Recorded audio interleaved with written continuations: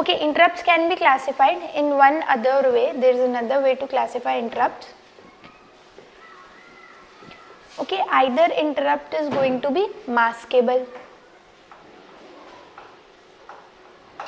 or non-maskable.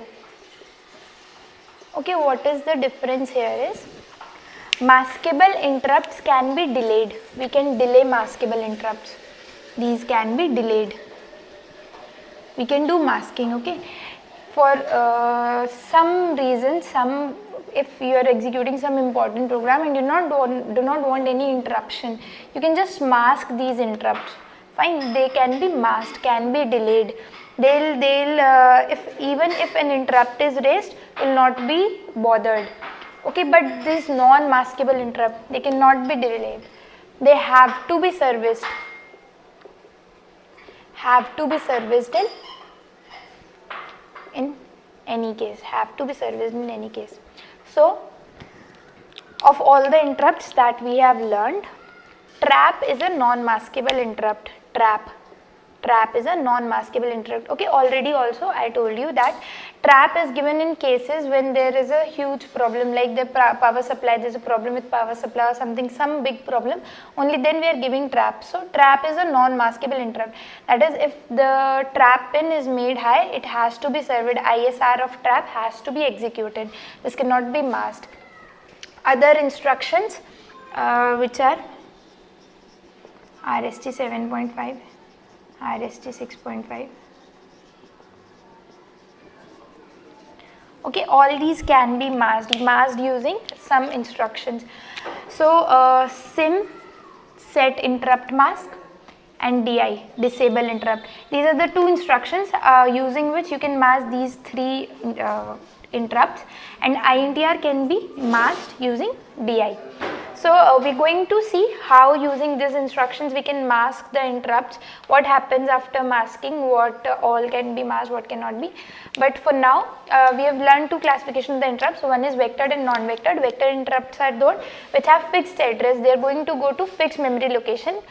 Internally a call function is going to be executed, which is going to take the microprocessor to a fixed memory location, fixed address, and ISR is going to be executed. Okay, RST 7.5, 6.5, 5.5 and trap are vectored interrupts, that is their memory location, their address is known, whereas INTR is a non-vectored interrupt. After that we have learned that interrupts can be maskable or non-maskable. Maskable interrupts are those which can be delayed by using some instructions, some program.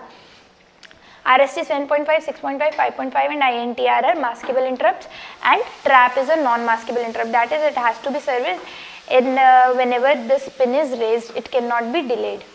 Okay. Now we are going to look at a flip-flop implementation of the interrupts, how these interrupts are being employed, like what does their circuit look like. Okay. Okay, so now we look at the several interrupts. We've already seen that there are 5 hardware interrupts in 8085, RST 7.5, RST 6.5, RST 5.5, trap and INTR. Also we have discussed that there are two types of interrupts, maskable interrupts and non-maskable, of which trap was a non-maskable interrupt, that is it cannot be delayed. Whenever trap comes we have to service it. And other 4 interrupts, that is RST 7.5, 6.5, 5.5 and INTR are maskable interrupts, that is using instructions like SIM, set interrupt mask, and DI, disable interrupt, we can mask these interrupts, we can mask these 4 interrupts. So see what happens is, there we are using AND gate, D flip-flop, SR flip-flop, these M 7.5, 6. These are a group of D flip-flops for the functioning of interrupts. Okay, whenever we want to stop an interrupt from coming, whenever we want to service an interrupt, we want to prioritize one interrupt, we want to make an interrupt which triggered, level triggered, we are using this circuit to do all that. So okay, we are going to look one by one for all the interrupts. First we are taking RST 7.5. So here we are using a D flip-flop. Okay, so we already, you might be knowing the working of a D flip-flop, how it works. Whenever you are giving a clock, this is a positive edge triggered clock we are giving to D flip-flop. So when you are giving a clock to D flip-flop, the output of D flip-flop changes according to the input D. Okay, this D stands for data. So whenever D is 0, Q will be 0 when it gets a clock, and whenever D is 1, Q will be 1. Okay, so D has been made 1 permanently. So whenever this pin is high, this RST 7.5 is going to be high, this D flip flop is going to get a clock and Q is going to get 1.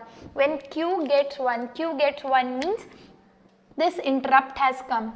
And we know the working of an AND gate. An AND gate gives output 1 only when all its inputs are 1. Only when all the inputs are going to be 1, this output is going to be 1. That means for RST 7.5 to appear here at the microprocessor, all the inputs of this AND gate must be 1. Okay, so one input comes from this D flip flop. This D flip flop gives output 1 when this clock, this RST 7.5 is applied as clock to this flip flop. So whenever this is 1, this D will appear here and it will give 1.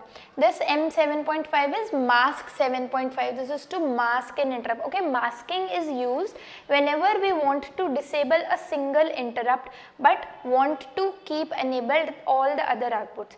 See, there is a interrupt enable flip flop. This is IE flip flop, interrupt enable flip flop. So suppose I want to enable the interrupts. I want that any interrupt can come. So I'll give EI as 1. EI is the S input of this SR flip flop, and we know that when S is 1, Q is going to be 1. So all the inputs of the AND gate is going to be 1. Okay, 1 means that any interrupt can come.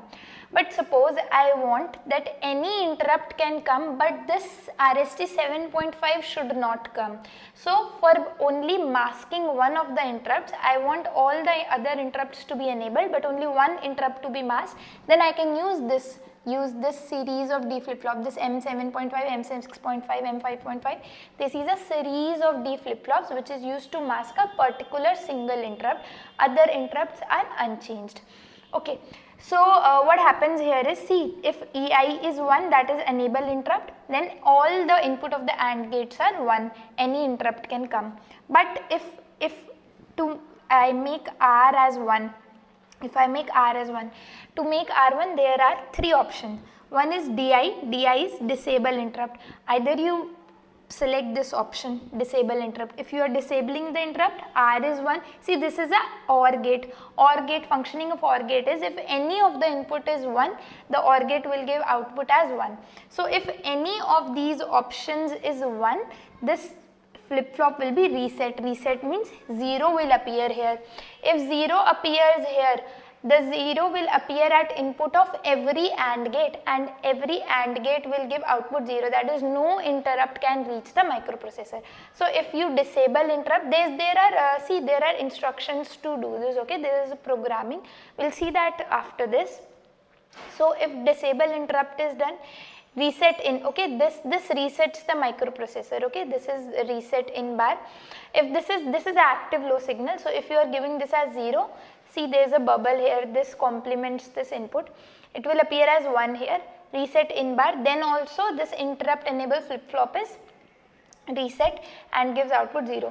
Then there is one option, that is service any interrupt. Whenever the microprocessor is going to branch into any ISR, whenever it has received an interrupt and it is branching into the ISR of that interrupt, it will make service any interrupt as 1. Service any interrupt as 1, so that while an interrupt is serviced, next interrupt cannot come. Okay, next interrupt cannot come. After next the ISR, okay, we've already discussed it, I think. After end of every ISR, it is the duty of the programmer to put the EI instruction, due to which after end of every ISR, in this flip flop can be enabled, this flip flop can be set, so that any other interrupt can come again. If we do not put EI at the end of ISR, no interrupt is going to come, because before branching into the ISR, the microprocessor is making this input as 1, service any interrupt as 1. Okay, fine. So this is the working of this IE flip flop. It is connected as input to all the interrupts, okay, as input to AND gate of all the interrupts. See, trap is a non-maskable interrupt. Non-maskable interrupt means nobody can stop trap to come. That is why there is no logic gate. Okay, trap is a direct input to the microprocessor. Whenever trap is made high, trap is made 1, it comes directly to the microprocessor. Okay, nobody in the way to stop it. All the other interrupts can be masked. Fine. See, this INTR can be masked only using IE flip-flop, only using the DI, only using DI. Okay, all the other interrupts can be masked using SIM or DI. Fine. So similarly, M5.5, 6.5, 7.5, all these are series of D flip-flops which are used to mask any single interrupt. Fine. And one more thing, see, this RST 7.5, this flip-flop is having an extra input of clear. Okay, this is the active low input. That is, whenever you are getting a 0 here in clear, this will clear the flip-flop. Clear the flip-flop means output will be 0. Okay, clearing the flip-flop means output will be 0, the flip-flop will be reset. Now this clear can be 0 if either you have done reset 7.5 flip-flop or service 7.5.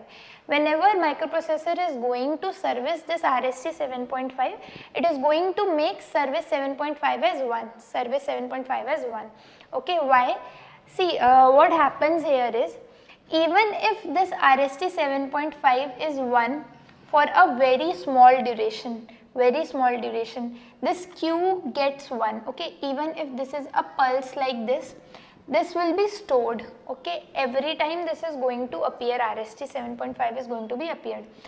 This is the reason, this is another reason why we say that RST 7.5 is level triggered, as well as we say that RST 7.5 is edge triggered. Only even if the edge comes, RST 7.5 is going to be detected, whereas RST 6.5 and RST 5.5 will have to wait. They have to wait for microprocessor to notice them. Okay, so we say that they are level triggered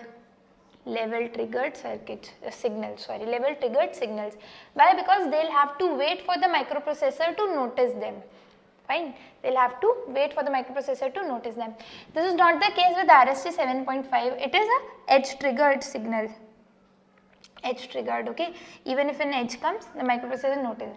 And trap is both level triggered and edge triggered. Trap is level triggered as well as edge triggered. Okay, it will stay until this microprocessor is going to notice it. Okay, this is a non-maskable interrupt, it will not wait. This will get stored, even if it is for a very short duration, very short pulse, this will get stored. The microprocessor can notice it whenever it gets time. Okay, they'll have to wait. These two interrupts are going to wait for the microprocessor to notice them. Okay, so this is how interrupts are going to work. This is all about hardware interrupts. There's one more thing. There are 3 instructions, SIM, DI, EI, through which you can mask these interrupts, or you can read the status of pending interrupts. Okay, so we're going to look at the instructions now.